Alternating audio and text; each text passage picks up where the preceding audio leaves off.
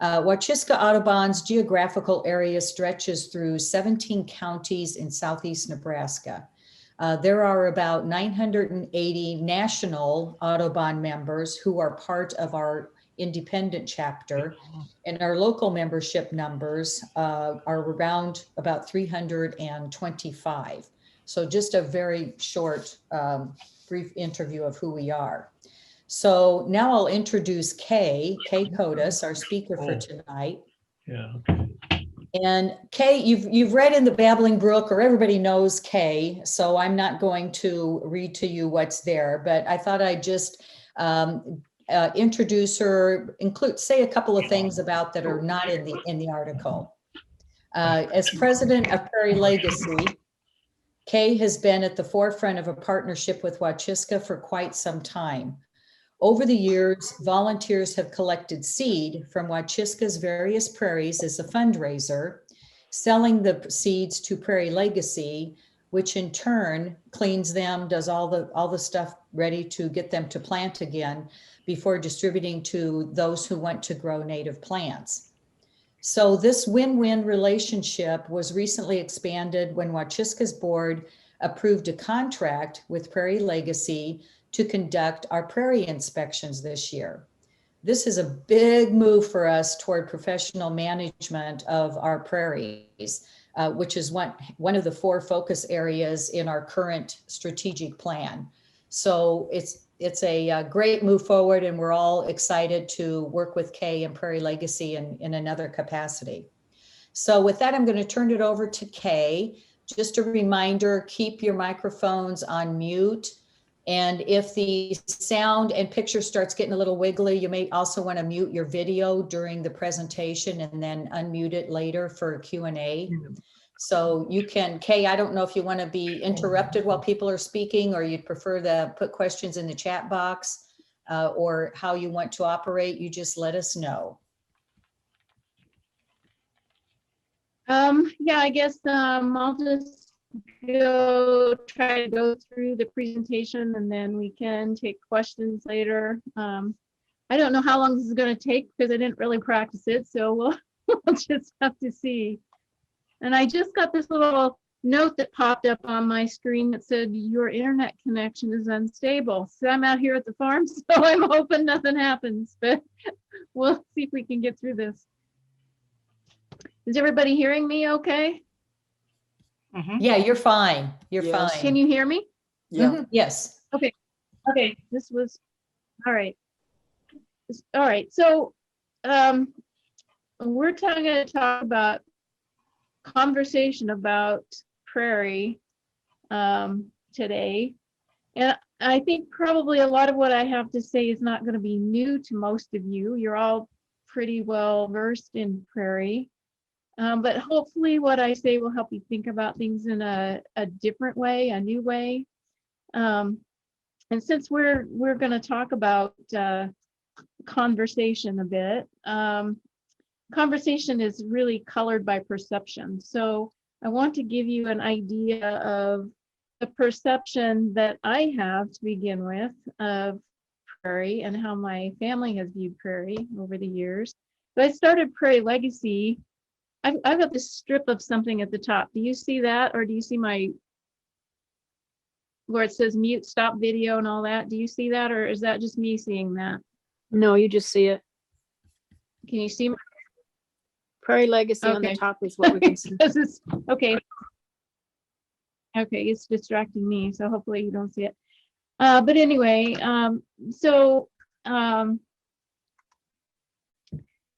where was it? So yeah, I started Prairie Legacy in about 2008, and we've done botanical consulting and vegetation surveys and data collection, quality and assessments. And then we started doing native plants and seed later when I got the farm. But during all of that time, I began to discover how very, what the dearth, I guess, of seed and plants for the local area were available in Nebraska in particular. But So we've done, in addition, floristic surveys, habitat delineations, veg inventories, some for governments and nonprofits, and some for environmental engineers. And anyway, when we discovered that dearth of seed, we started to look for locations where I could start growing some of that local seed. And so the family homestead came up for sale. So with 80 some acres of native prairie, it had to be. So this is my great-great-grandfather, Michael and Christina Witt, my great-great-grandmother, and they are the ones who are responsible for my being here.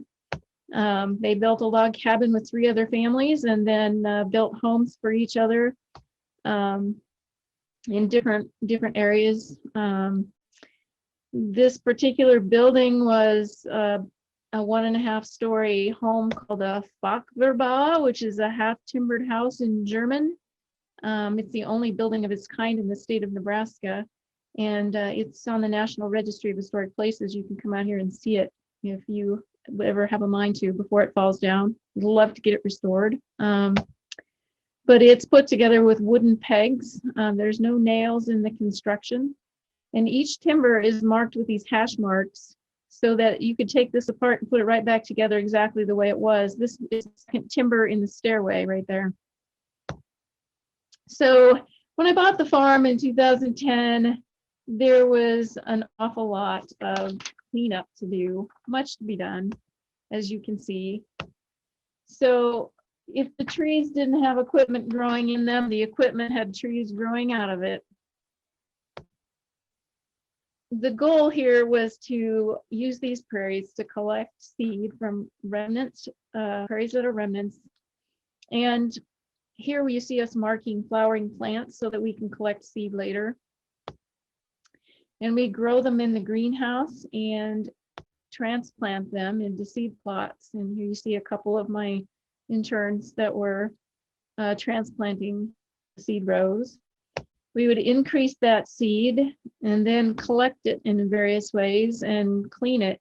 That's an entirely different presentation, which I would love to give sometime, just how we do all of what we do out here. It's quite a varied process. So we also have now local ecotype seed. We've done pre-vegetated matting material with that seed. We also sell the plants and barley straw for ponds. This is my Grandpa John. Now, Grandpa John, in his story, was pretty similar to the generations before him. He was setting up his family for success by tilling the earth and growing food. Land was everywhere, and it seemed like there wasn't much we could do to spoil it. And this was all pre-Dust Bowl. That's my husband, standing in a ravine. He's 6'2", and his head doesn't reach anywhere near the top of that ravine. There's a lot of erodible land in this area, and that's exactly what happened here with the field next door. As a child, I used to go and collect wildflowers. Forgive the poor photography there, but we used to go and collect wildflowers, my sister and I.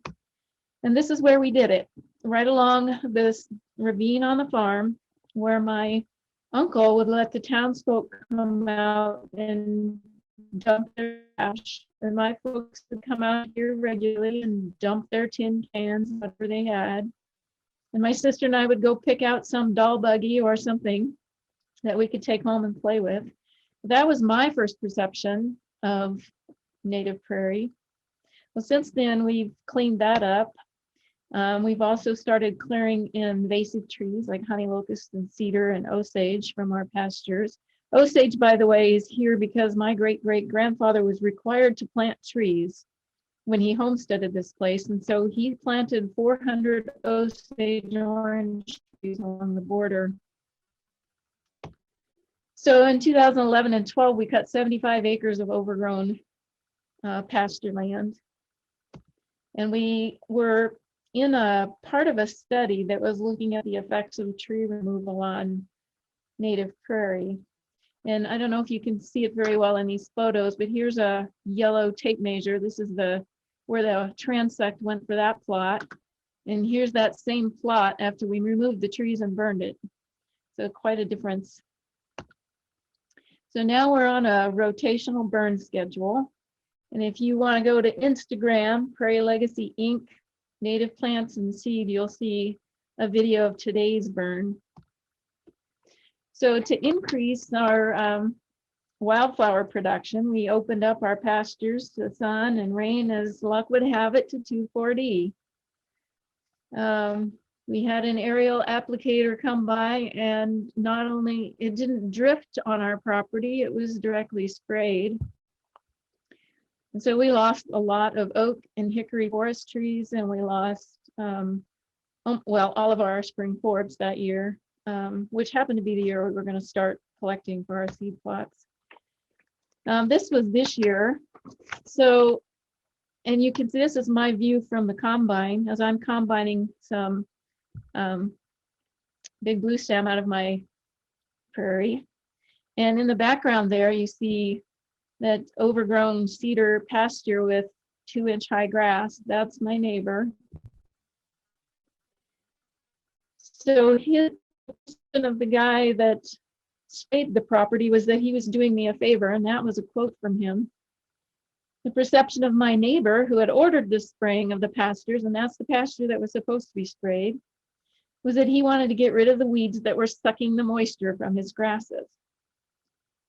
And you can see it probably wasn't the weeds or wildflowers that were sucking the moisture from that pasture, if you know anything about cedars.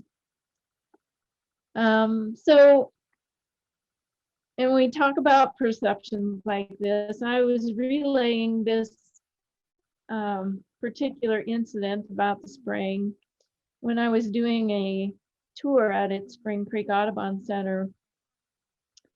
And one of the participants reminded me very strongly that farmers and ranchers are our best land stewards. So, you know, I don't want to disparage farmers. Some of them are good land stewards. But when I walked to the co-op, and the young manager of the local co-op asked me what I was harvesting, and I told him it was big blue stem. And to have him say, "What is big blue stem?" It makes me wonder, you know, how good our stewards are if they can't identify what they are stewards of. I will say that there's been some encouraging developments on that front with the move to cover cropping systems and building the soil microbiome. But there's also been some very discouraging backward movement. I had, with dicamba and that sort of thing, I had a neighbor come and talk to me about chemical applications one day, and I just happened to be tending my yarrow plot. So now if you can picture this, I've got a half-acre plot of yarrow. It's about 800 feet long and about 20 feet wide. And I'd been gone for a couple of months. And so the foxtail had begun to take over in her straw hat out there with a push lawnmower and a weed whip. And I'm trying to find my posies and all that foxtail. And this farmer comes along, wants to know what I'm doing. You can imagine this is the perception that most farmers probably have of what I'm doing out here. But he asked me, he says, "Well, what is that plant?" So I told him it's yarrow. "Well, what do you do with it?" He says, "Well, I collect the seed and we'd use it for restorations and for CRP plantings and pollinator plantings." "Well, what's it good for?" he said. Well, I thought I just told him. But I said it's part of the ecosystem. And he just insisted, "But what does it do?" So it got me wondering, you know, I suppose I told him about its value to early season pollinators, and maybe I told him about its medicinal value. I don't think that I mentioned that it attracts echidna flies that attack the Japanese beetles that are ravaging his cornfields. He might have taken notice of that. But I was so taken aback by his questions, I pondered what I should have said. Did I come up with the value of a single species? Did I have to tell him about every single species on the prairie? Would I have to have specific reasons for us saving or planting each one of those? And I wondered, what do these producers value that would be of interest to them? My prairies are on a management plan that not many producers would be willing to follow. I've been raising 12 years. I had infrequent haying. As a matter of fact, I think I've hayed only once in 12 years. And haying and burns every 3 years on average on these different prairies. As opposed to the pasture on the right, which is grazed yearly. This year, this is, I think, probably late June, and he had actually rested that pasture for the first time ever since I've been there. But you can see his pasture on the right. You can see some flowers in there, but they're all invasive species. So the burn has done quite a bit for my pastures. So everybody around this area knows who I am. And I'll be out there collecting maybe, rose hips or milkweed pods or something in a ditch. And I'll have farmers come up to me, and one came up to me one day, and I introduced myself. He says, "Oh, I know who you are. My wife saw you give a talk one day." Another farmer come up and he said, "Are you Kay?" And I said, "Yeah." And he said, "Well, I've got a prairie I want you to see." So that's always exciting, and I would go see those. But some farmers get it. They preserve because they know there's value, but most don't even understand the full extent of that value. They preserve it because it's too rocky to till, or because it's too steep, or it's erosive ground. Trust me, I've tried to figure out what value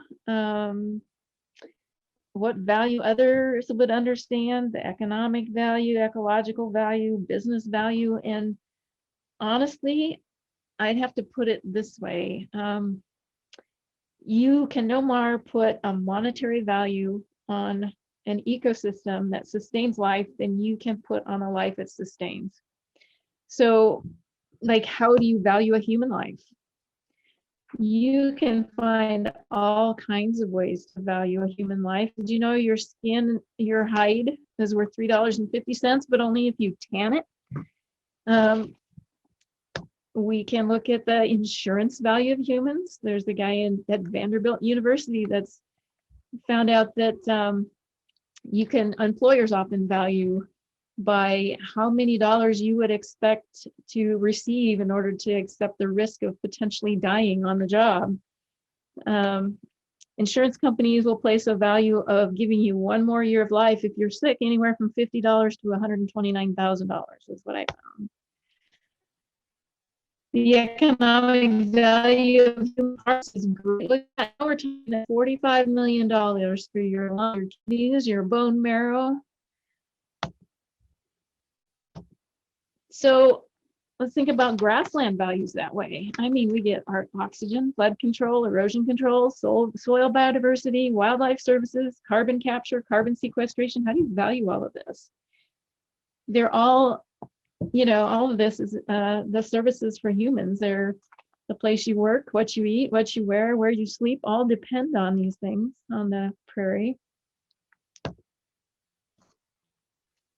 So if we look at that and we think, this prairie is the ecosystem function. It's the resources, the kidneys, the lungs, and the heart of this ecosystem. So should we say $45 million times every person that it supports? But if you really want to understand, I'm going to give a little cop out here. If you really want to understand where I'm going with this or what I'm trying to say, you need to watch David Attenborough, Life on Our Planet. I don't know if any of you have ever watched this, but it's a must see. So if you don't have Netflix, find somebody who does and bring the popcorn. You need to watch this. So what you will learn if you watch it is that 96% of the animals on Earth are humans, and they're domesticated animals.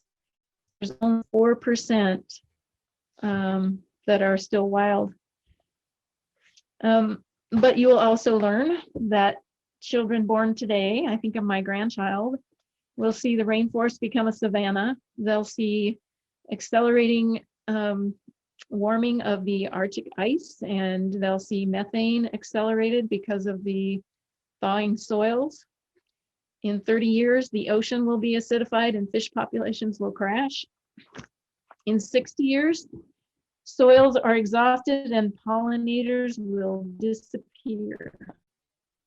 Millions of people will be homeless because of desertification, and in 2100, we will see the sixth mass extinction underway. That's what that show will tell you. But then you need to watch Chasing Coral, also on Netflix. So, you know, this is all about oceans. So why in the world would I suggest that you learn about oceans and when we're talking about native prairie? Well, it's because all ecosystems are connected and all ecosystems are in trouble. It's not just this 1 or 2% of tallgrass prairie, but tallgrass prairie is a very, very big part in the key to reclaiming this ecosystem and others. There was a letter signed by hundreds of international scientists that said, if we discuss the consequences of our biophysical limits, we can reduce the likelihood of the speed and severity and the harm, but we have to have the discussion. So if you are sufficiently saddened by the 2 films I suggested you watch, and you should be, if you aren't in tears by the end of Chasing Coral, you need to watch it again because you missed the point. But then you can watch Kiss the Ground. And some of you have heard of Ray Archuleta and Gabe Brown. They both work with farmers to help them do a better job of reclaiming biodiversity in the soil. So this is a good flick, I guess, to learn about that, but you don't have to agree completely with that. With that film or the others. I think in particularly Kiss the Ground might have missed the mark a little bit with the grass-fed beef. They insist that we should go to grass-fed beef, which is good, but there really isn't enough grassland to support even 25% of what we go through in the way of beef as it is right now. Plus, when you go to grass-fed beef, the beef actually emit 43% more methane on grass than they do on grains in a feedlot. So in order to be sustainable, we really have to move towards a largely plant-based diet, which is easy for me to say since I'm allergic to beef. But this documentary suggests that we will have, by the year 2050, we will have 1 billion people as refugees of desertification because we're losing topsoil. And it's not just because it's eroding topsoil. There are a lot of reasons we're losing it. The Long Expedition in the 1820s labeled this area the Great American Desert. We didn't have enough trees, they didn't think, to make this suitable for farming. But it may have been more of a prediction than an observation, I think. The soil has a capacity to hold more carbon than plants and air combined. We need to save it. So once you've watched all 3 of those documentaries, you need to go back and look at Doug Tallamy. He really helps people, especially in the urban areas, understand what they can do about the situation. And one message that is particularly important is that the stewardship is not the responsibility of a few specialists, but it is the inherent responsibility of every human being, and we can't stress that enough. He had a grad student that discovered that you needed to have at least 1/3 of your yard in local ecotype native species in order to support chickadees so their population wouldn't crash. So everybody can do that, and everybody should be moving in that direction. And we don't want to wait for somebody to claim that prize that's offered by Elon Musk to use technology to remove carbon from the air. Technology can't put back biodiversity. At least I haven't seen it. So, but we can. We are big consumers. We are distracted by shiny objects. The oceans have been absorbing for years and years what we have been putting into the air.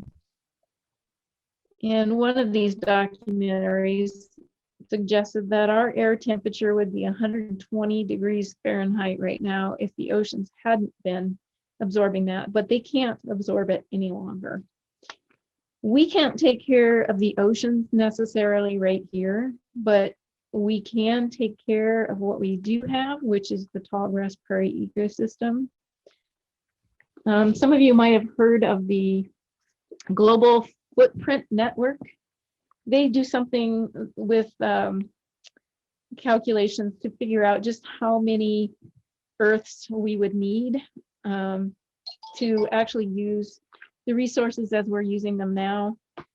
And they figured out that the average American uses approximately 20 acres of biologically productive acres in resources each year. So in other words, we would basically need 5 Earths if everybody wanted to live like we do in North America. So we need to preserve, protect, rebuild as much prairie as we possibly can and start reabsorbing some of that carbon. We need to put back biodiversity, which is getting a boost from the popularity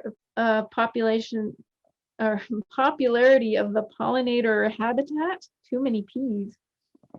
But what if I told you that acres and acres of pollinator mixes are degrading our tallgrass prairie habitat, and that our native wildflower mixes that we're buying in the local stores are not native, and that often the educators and the habitat biologists and the nurserymen are not aware of those things?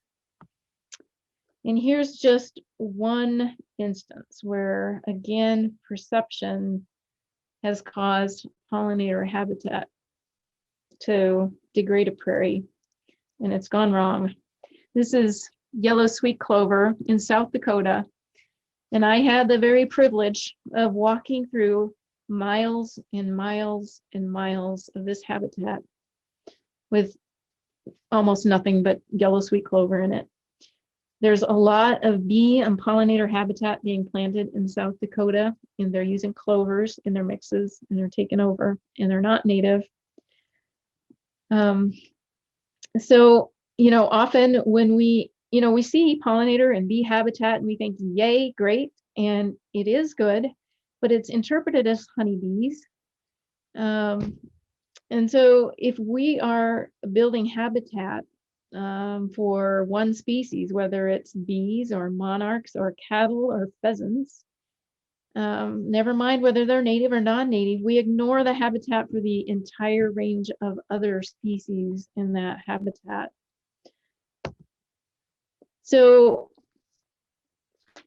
here are some species that I found listed for pollinator habitat in Nebraska. Mellilotus there at the top, that's the yellow sweet clover we just saw. Trifolium, the white sweet clover, or white clover, excuse me. Black locust up in the upper right, which is a very invasive species. It's listed as invasive in Nebraska. And the crowned vetch on the lower left. Doug Tallamy, in one of those books or presentations he's given, likes to call these invasive ecological tumors, and I think it's very fitting. And here is a native wildflower seed mix that was sold in Omaha, Nebraska. And I had a client call me and ask me about this habitat he just planted, this native seed mix. In the blue, I have highlighted species that are native to Europe. In the purple, you can see invasive species. In the green, there are at least North American natives, but they're not native to Nebraska itself. So he can be credited with purchasing at least half half of a native seed mix. But this is so, it's just a regular thing for people to find these kinds of mixes, and they're sold as native, but native means nothing in a mix like this. So we want to avoid invasive species. So before you buy a mix, you have to come armed with a little knowledge. If you have a remnant prairie, you should know what's there and how much. Trust me, when you get sprayed, you want to know that. And you want to know what the problem species are. So if you're recreating prairie, plant only natives, and if possible, local ecotypes.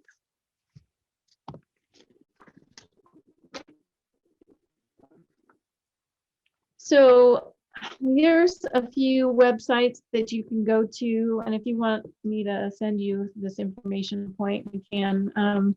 There are several websites you can go to find out what are invasive. And this BONAP site, Biota of North America, is a really good site. If you have, if you're thinking about buying a native mix at some store, just take a quick snapshot of the species that are in that list and go to this site, and you can find out if they're native to your area or not. So to change the conversation, the disconnect comes when we manage habitat for one species only. Instead of creating bee or pheasant or monarch habitat in tallgrass prairie, we need to create tallgrass prairie habitat for bees or monarchs.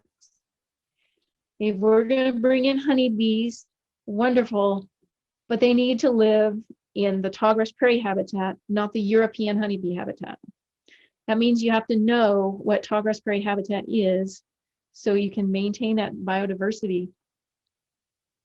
You know, I had someone planting monarch habitat, but you know, monarchs migrate hundreds and hundreds of miles across several states. And so they were planting habitat of species that came from many of those other states, and actually some on the east and some on the west coast. So, you know, we really have to educate ourselves before we educate other people about these habitats we're trying to preserve. We can also change the conversation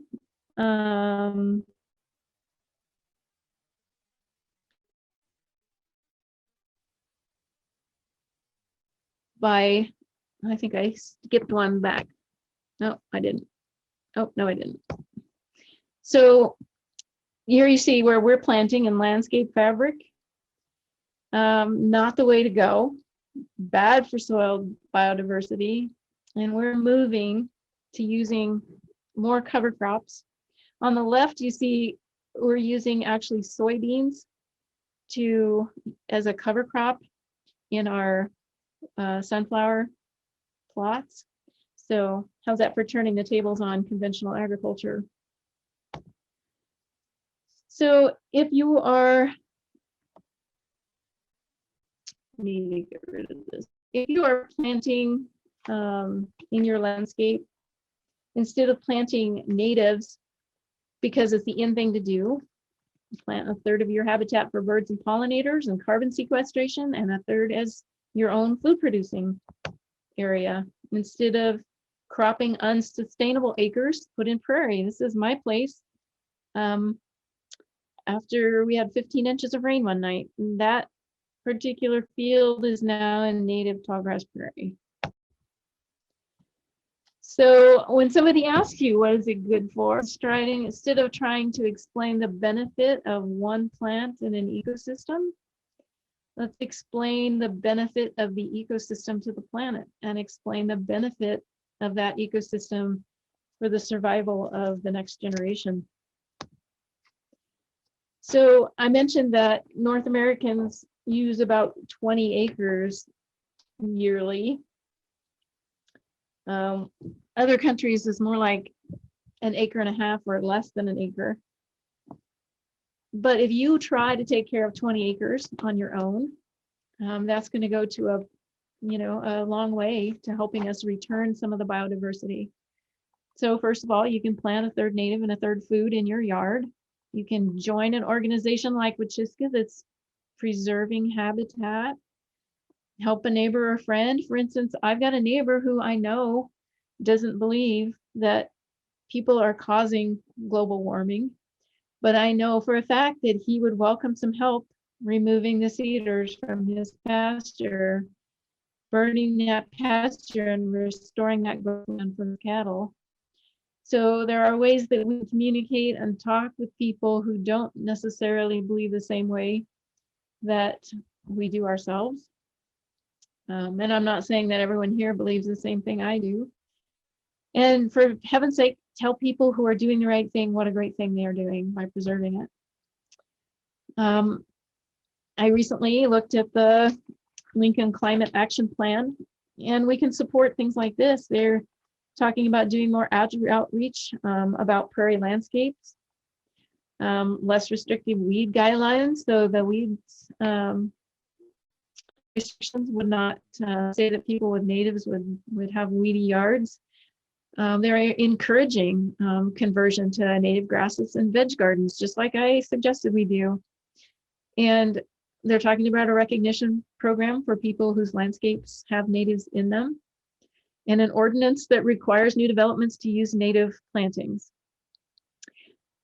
And I have to, be picky and say the last one doesn't go far enough. I think all of our cities need to be growing up and not out. And so I really think we need to start moving in that direction. And I hope that that is something they take up as well. You can always come and join me for a day of fun. This is me covered in tick clover.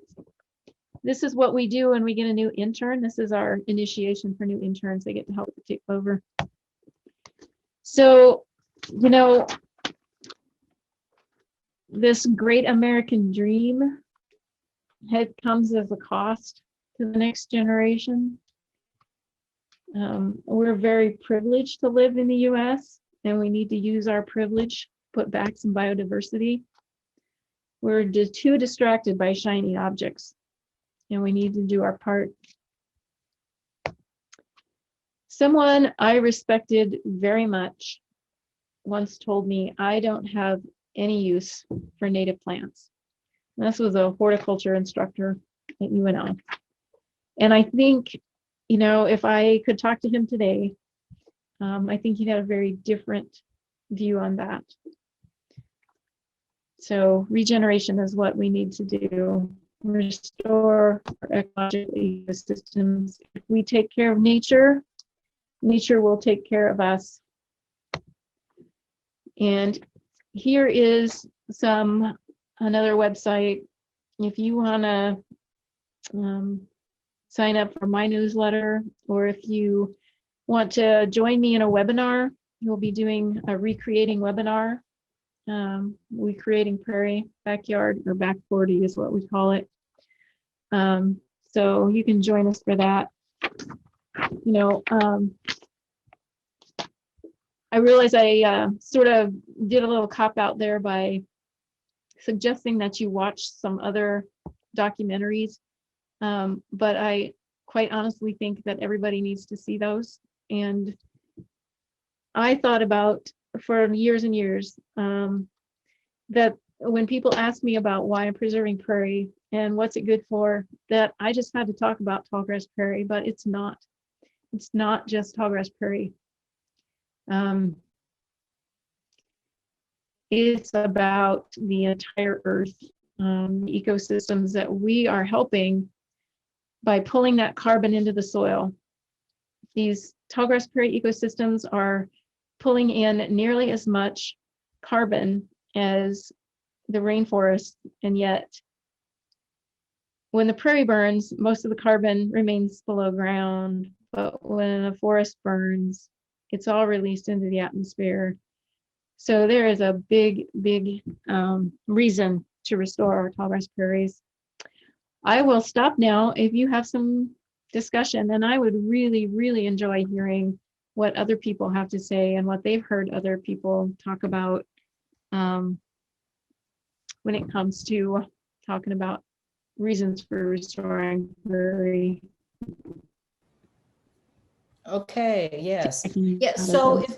if I could, Kay, this is Teresa, kind of sum up the way I understand, or I interpreting what you're saying is, like when we talk about what we do, part of the conversation, we shouldn't just focus on we're saving tallgrass prairies. We should focus on this is part of tallgrass prairies are part of the whole ecosystem because this, and this. Is that kind of one of the messages Yeah. I hear you say? Yeah, I mean, it's so much easier for people to get on board with the rainforest. Oh, the rainforest is disappearing, or the coral reefs are disappearing.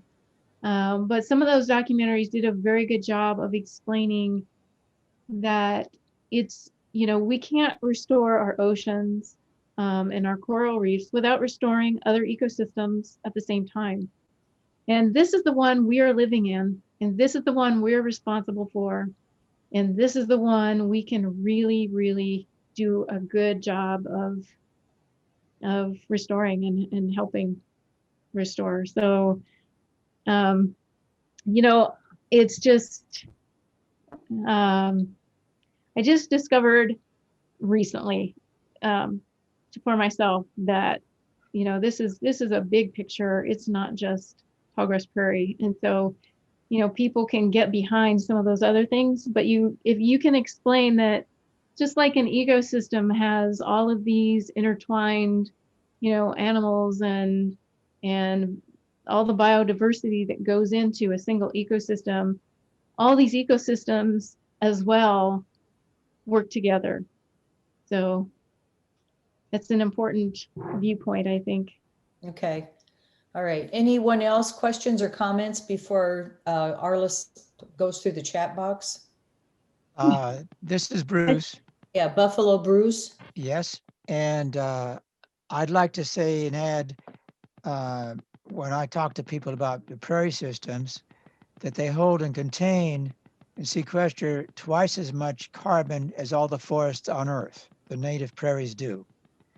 And that a lot of folks don't recognize that. And that's a good soundbite. Also, we can't really do much about all the damage of all the different types of things that are happening to the Earth until we really address the human mass. Yeah, that's true. That's it. Yeah. Just like it's been mentioned on this lecture, we need 4 or 5 worlds right now to sustain, if we want to use the term sustain. Yeah. That's Okay, Marilyn. I wanted to say something. First of all, I really appreciate Kay struggling with this question of value. And I have spent a lot of energy also trying to figure out how to translate what we see as so incredibly important about prairies in ways that people will understand. And I heard a couple of years ago at the Land Institute from a woman named Sandra Lubarsky, who has taught ecosystem graduate work and developed some of the first courses a long time ago. And her subject was the importance of beauty. She talked about how our culture really devalues beauty. And I could go on about that, but we associate it with cosmetics, women's apparel, and yet I think for a lot of us, beauty has a lot to do with birds and prairie, and that people will see that, but it's difficult to know how to talk about that, communicate that. I think it's perhaps more a job for artists than some of the rest of us, but I do think this is an important factor, and uh, it is a whole culture changing challenge. So it's not an easy thing at all. But I think it's there to be developed. Yep, for sure. Yeah. Thank you. Others? Can you hear me? Hello? Yeah, This is yeah, Tim. Tim. I wonder if Kay could repeat the names of those three videos that we should Yeah. look at. Yeah. The first one was David Attenborough in A Life on Our Planet. And the second one is called Chasing Coral. And the third one is called Kiss the Ground. Okay, good. Yeah, I think it would be great if you had yourself a little marathon. I've watched each of them at least twice now.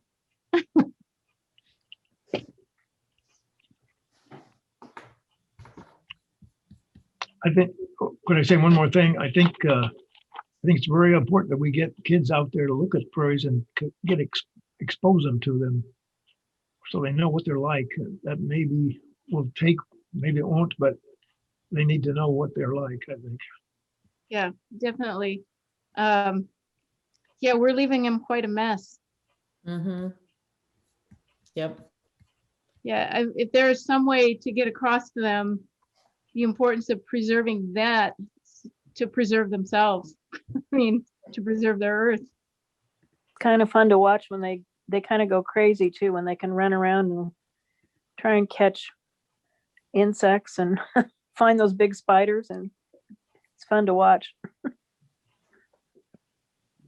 Okay, Arliss, what do we have in the chat box? Well, we've got one here. When you get past all the bird sightings, here's one that says, any thought about lobbying the legislature for tax credits for preserving prairie cover on land?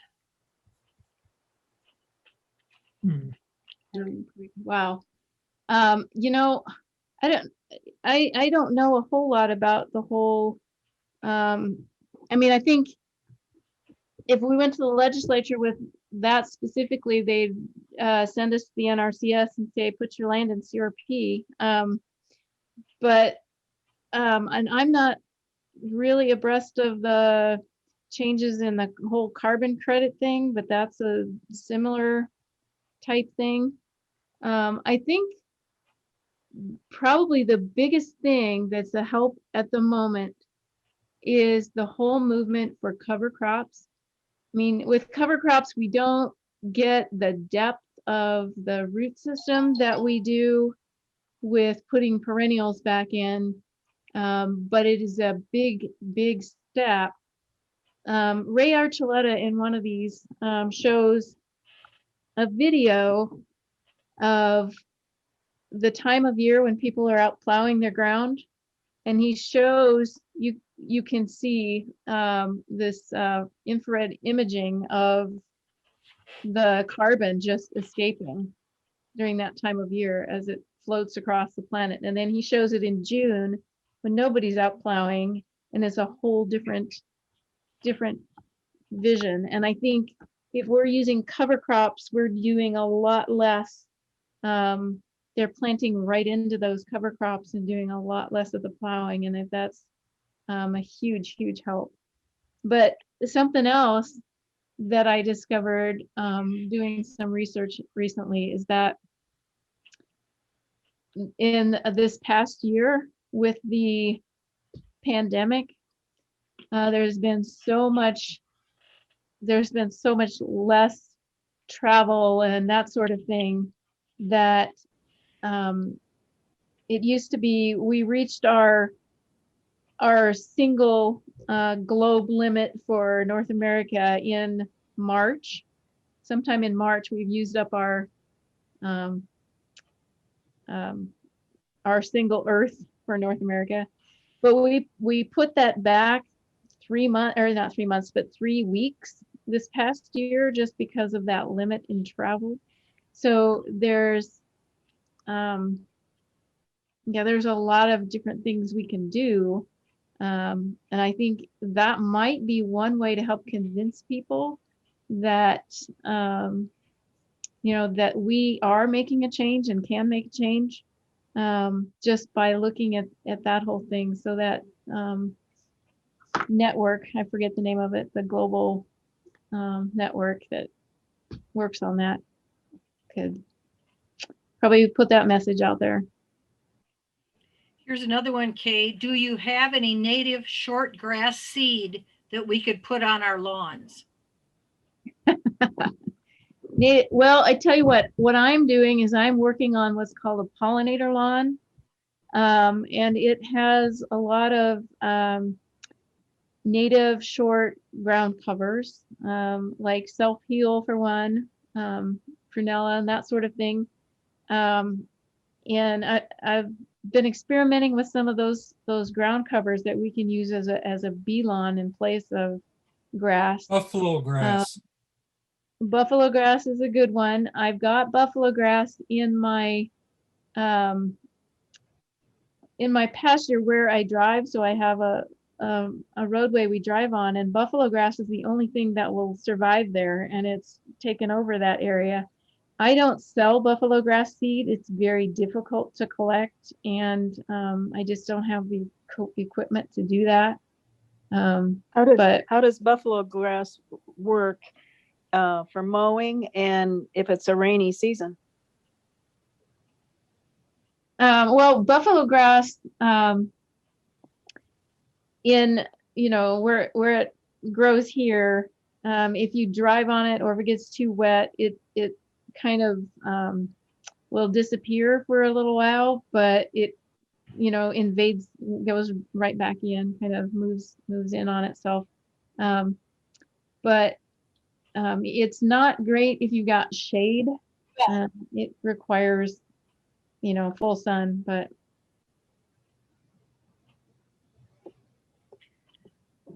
Okay, can you list the documentaries that you mentioned tonight in a future newsletter of yours? Yes, certainly. I can do that. And if somebody, if you want to email me any questions or anything, I think my email was on the end of that, but prairielegacy@gmail.com is a good place to email me.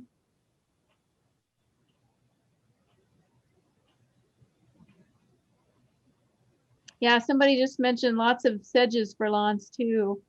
Yeah, those are some good options, and we're starting to grow a lot more of those. I would suggest Carex brevior and Carex,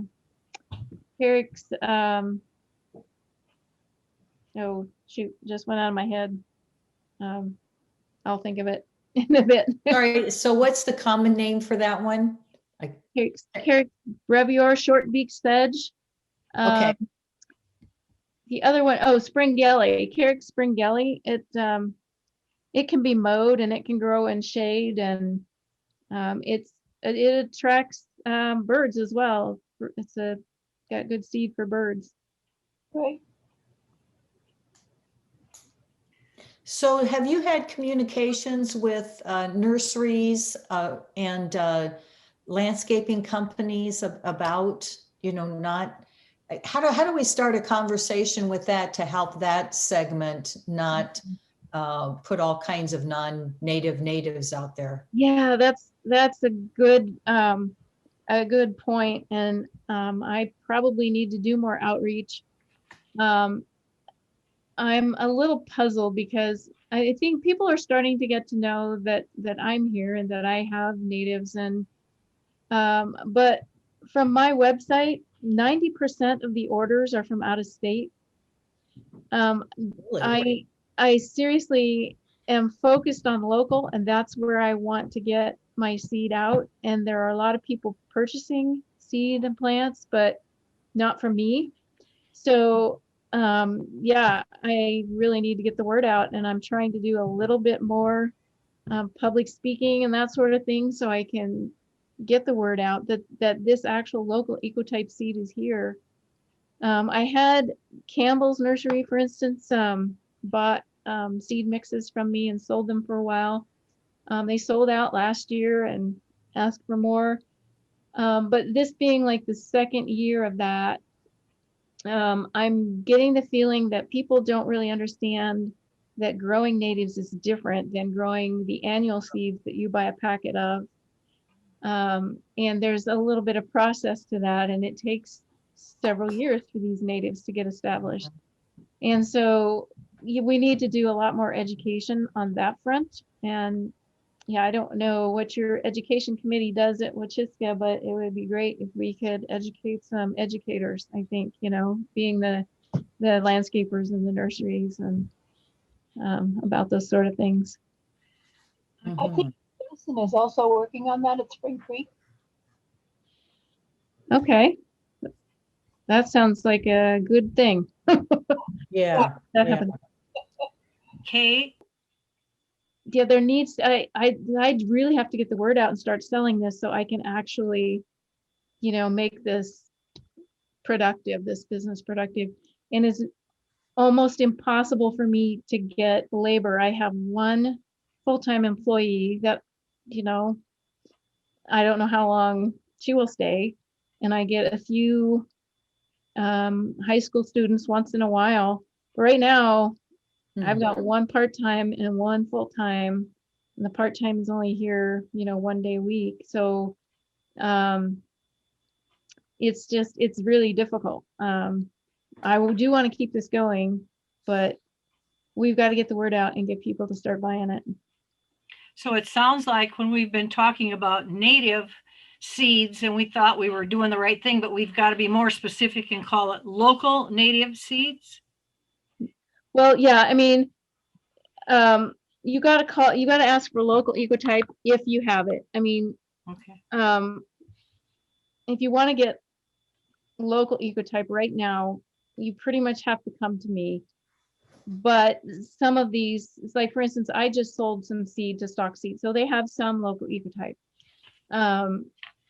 But make sure at least it's from North America, and preferably you can even specify to these seed companies, I want this to be within 300 miles. I want this to have come from within 300 miles, but you should also probably specify you don't want cultivars, which is a lot of what Stock Seed sells. And I'm not trying to discourage you from using Stock Seed Farm. They're great people, and they have, native seed, or at least North American native seed. The most important thing is that you actually get prairies restored and planted. It's great if you can get local ecotype, but the most important thing is let's get the plants in the ground. This is Tim. Yeah. I was wondering if the NRD would agree to put a pamphlet out explaining the differences in seeds, what local or local ecotype and so forth, and how to determine the differences. And maybe they have something of this sort already, but maybe not. And it might help a lot for the people, especially people who have small acreages, to know a few more of the facts. Yeah. And the NRD might be able to distribute information pamphlet pretty easily. Yeah, and I don't know where most homeowners or acreage owners get their information. I'm trying to put more out there with newsletters and blogs and whatnot. But I don't know where most people get their information. And a lot of, people with acreages or, homeowners, they're Gen Xers or, and I ask my kids who are Gen Xers, like, where do you get your information? How do I sell feed to you? And I said, well, do you listen to NPR? Well, we listen to podcasts and there's no advertising on there. And so what they suggested to me was I should go to local breweries and start putting pamphlets in local breweries, because that's where these young people go. But, Not a bad idea. but I'm starting. I'm going to be doing a series of webinars, and hopefully we can get the word out a little bit about natives and local ecotype, and that it's here. You can buy it online, and you don't have to be from Pennsylvania to do it. You can do it. Yes. Yeah. And when you do, let us know, because we'd be happy to put your webinar announcements up on our Facebook page. And I think Nancy's also doing Twitter. I don't know if the kids do Twitter anymore these days, but Uh-huh. there's a few avenues that we've started using that we haven't historically. We just had put in some buffer strip program or buffer strips on our family farm in Johnson County. And when we requested native flowers, they went to work with Pheasants Forever to put the mix together. Uh-huh. So that might be another group that somehow can be brought in. Yeah, you just have to be careful. They have a lot of designed mixes, and they put clover in just about every last one of them. So you have to be very careful and specify you don't want that. Okay. I've actually lost several sales to people who wanted to put in pollinator habitat because they specifically asked for clovers. They said, I refuse to sell you clovers. I don't sell clovers.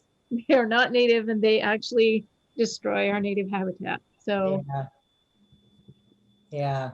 Do you know of Prairie Plains Institute? yes, I do. Quite familiar with them. Yeah. Well, that's a great place to get Yeah. seed.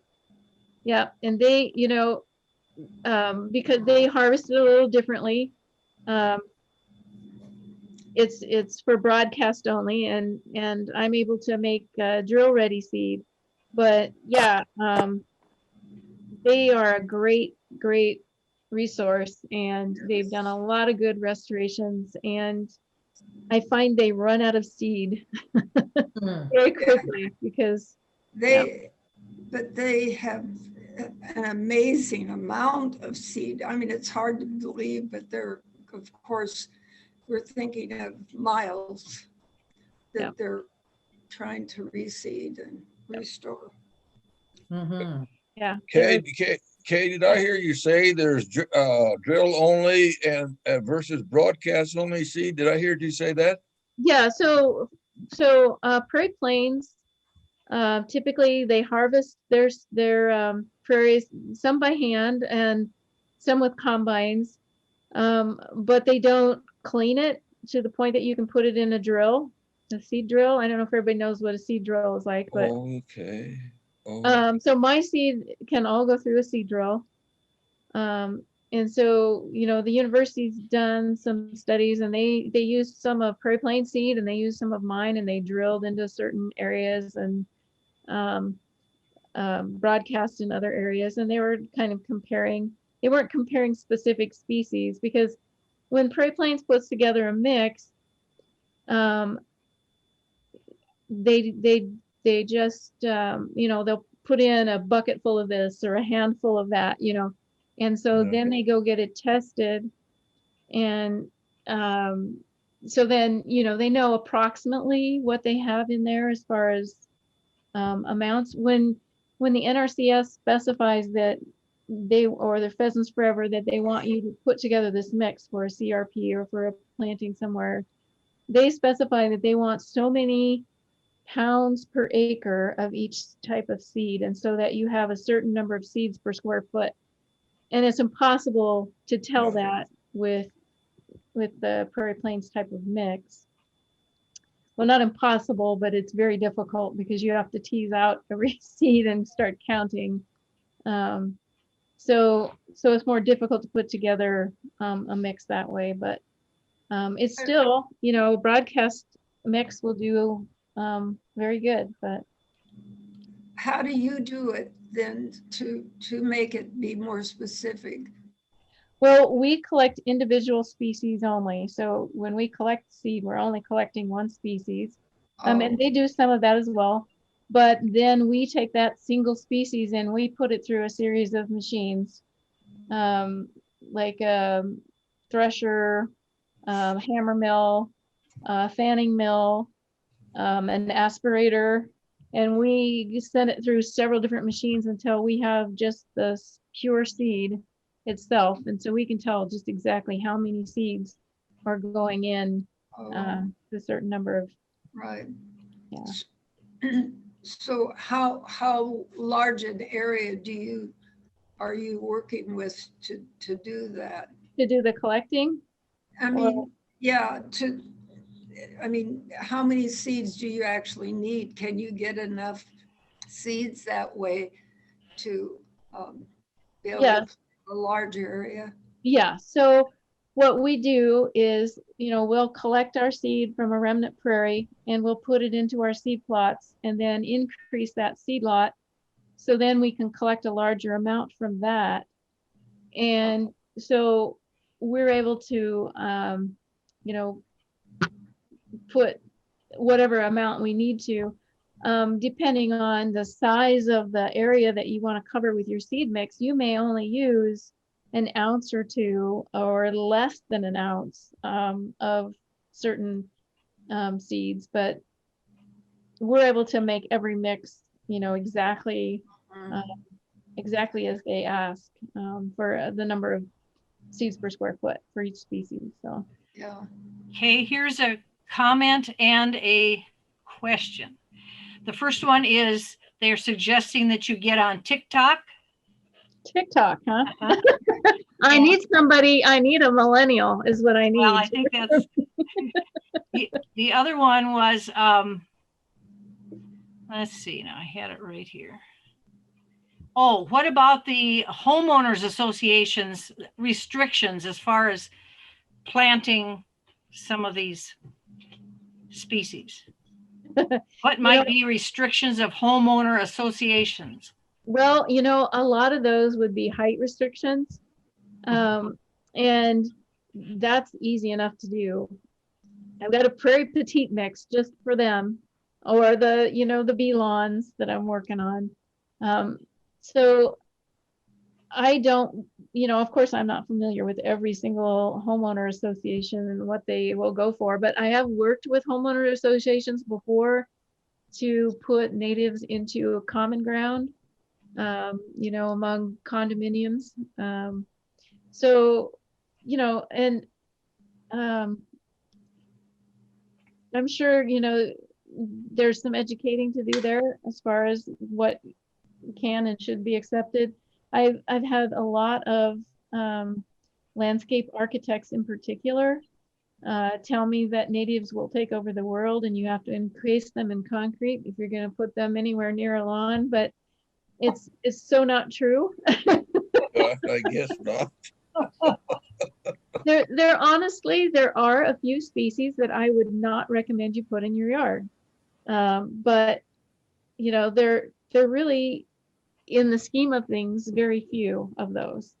So what about, do you have to do a lot of special or extra things to the soil before planting these in a yard as opposed to a well, it lawn? depends on your yard. If you have nothing but solid clay in your yard, I recommend you put amendments in your soil before you plant anything. Mm-hmm. There are certain species, and I specify this on my website and in my catalog, certain species that will do okay in clay, but there is such a thing as too much clay. I mean, it can get really bad, especially in a construction site. That's what they're going to bring in and put in next to your house instead of topsoil. So how many miles are you physically away from Lincoln, your farm? The farm is about 50 miles from the southern part of Lincoln. Well, actually, Lincoln is a lot further south than it used to be. So I'm about 50 miles from, say, South Street. Okay. But I am working out an agreement with someone on the edge of the western edge of Lincoln to bring orders and things there. And I also, because I have a home in Lincoln, am there at least once a week and do some deliveries there. So there's no reason why, if you live in Lincoln, we can't work something out that way. But and I do welcome visitors. I love to show off my prairies and show people what we're doing out here, and they need to see that old German house. Mhm. Sounds like a Wachiska field trip for the future. Oh, what, absolutely, absolutely. All righty, I think, well, Yes. Can I ask one more question? okay, Tim. Okay, you don't, I'm sure you've done this, but are there ways to get some demonstration plots around the city that people can look at, maybe get them inspired? Well, yeah, good. That's actually a good segue into my into my webinar. So this person whose home I'm working at, we are going to be following. She's got 2 acres that we are going to restore from a brome field into a native prairie. And she also has a spot that we are going to sow a seed mix in that I call the Prairie Pronto mix, which has, species that will show up a little sooner. So we are actually going to be filming some of that and doing some on-site demonstrations of that sort of thing. And yeah, it would be great to get some of that going for people to really see what it takes. So if you buy a native seed mix from anywhere, my website or somewhere else, and you're putting that down, maybe you can actually follow this one so that, okay, this is what I can expect the first year, the second year, that sort of thing. So Good. Okay, so is that it for the chat box, Arliss? I think so. There's a lot of kudos to Kay for her presentation and more about birds here and there, but I think we've covered her presentation questions. Okay, all right. Well, thank you. Thank you very much. This was fascinating, and it kind of helps us look at something we all thought we knew in a different light. yeah. For Yeah. sure. Thank you for inviting me. Oh yeah, yep. We look forward to working with you in the future. And hearing that other presentation. Oh yeah, well, we'll get that together. Okay. Okay, and thank you everyone for joining us this evening. It's a good job. Thank you. Thanks. Have a good Thank you. evening.